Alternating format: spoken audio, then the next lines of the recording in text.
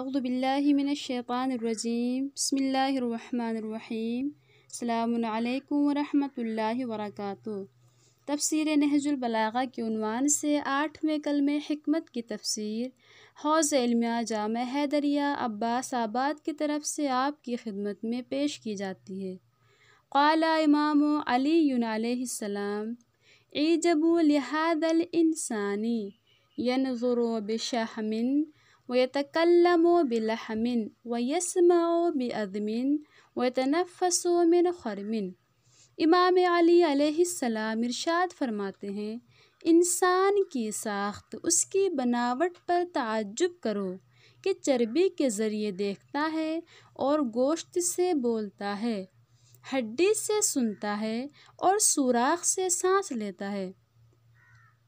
امام علی علیہ السلام نے اس حکمت آمیز کلام میں انسانی خلقت کی عظمت کی طرف اشارہ کیا ہے، انسانی خلقت کے چند پہلوؤں کو بیان کیا ہے۔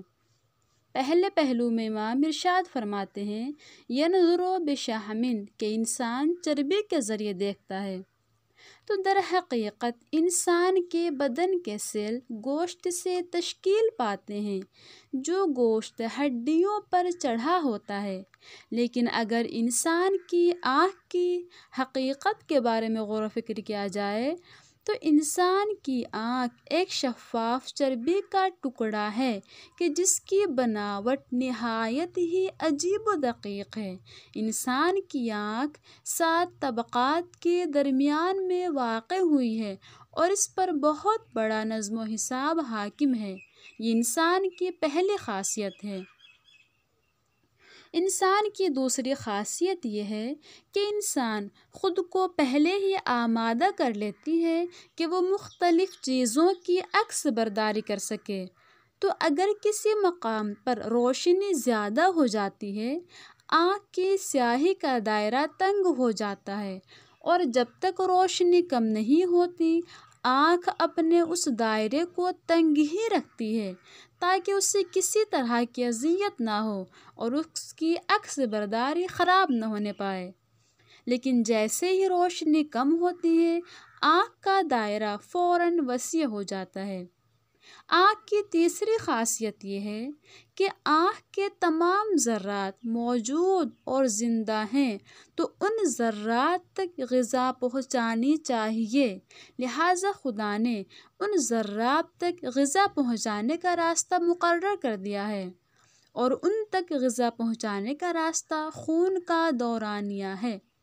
لیکن اگر خون ہماری آنکھ میں اسی طرح داخل ہو جیسے ہمارے اعضاء میں داخل ہوتا ہے تو آنکھ کے لیے ہر جگہ تاریک ہو جائے گی۔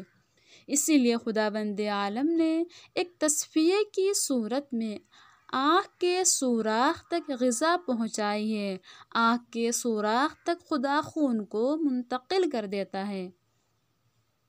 آنکھ کی چوتھی اور آخری تعجب خیز خاصیت یہ ہے کہ ہمیشہ آنکھوں کی نرم پلکیں چھوٹے چھوٹے آنسوؤں سے تر رہتی ہیں، چونکہ اگر یہ آنسو نہ ہوں گے تو ہماری آنکھیں خشک ہو جائیں گی۔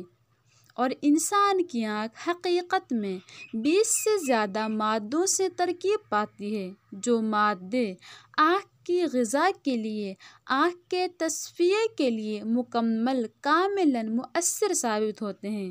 اور خداوند عالم آنکھ کی خلقت کے بارے میں ارشاد فرما رہا ہے أَلَمْ نَجْعَلْ لَهُ عَيْنَيْنِ کہ کیا ہم نے انسان کے لیے 2 آنکھیں نہیں خلق کی۔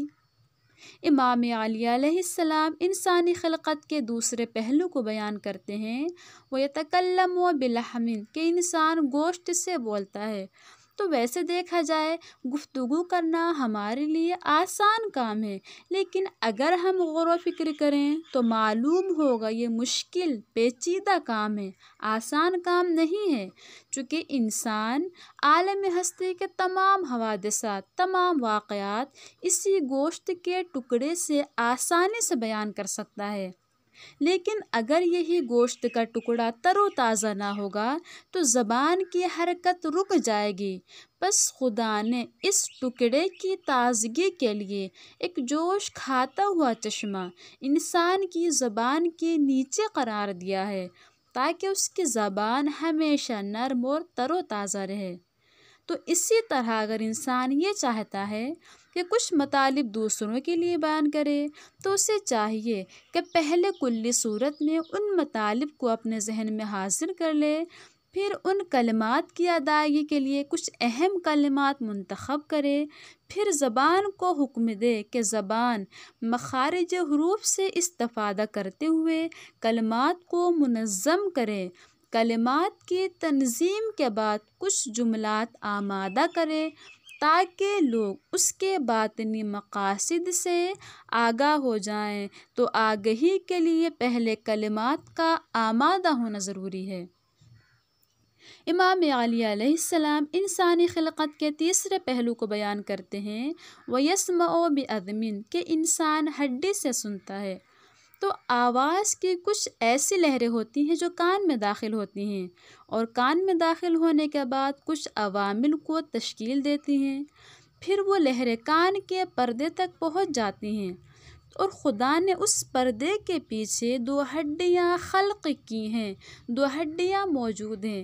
تو جیسے ہی یہ ہڈیاں حرکت میں آتی ہیں انسان کے کان بخوبی آسانی سے گفتگو کے مفاہیم کو درک کر لیتے ہیں۔ امام علی علیہ السلام انسانی خلقت کے چوتھے اور آخری پہلو کو بیان کرتے ہیں، وَيَتَنَفَّسُ مِنْ خَرْمٍ کہ انسان سوراخ سے سانس لیتا ہے۔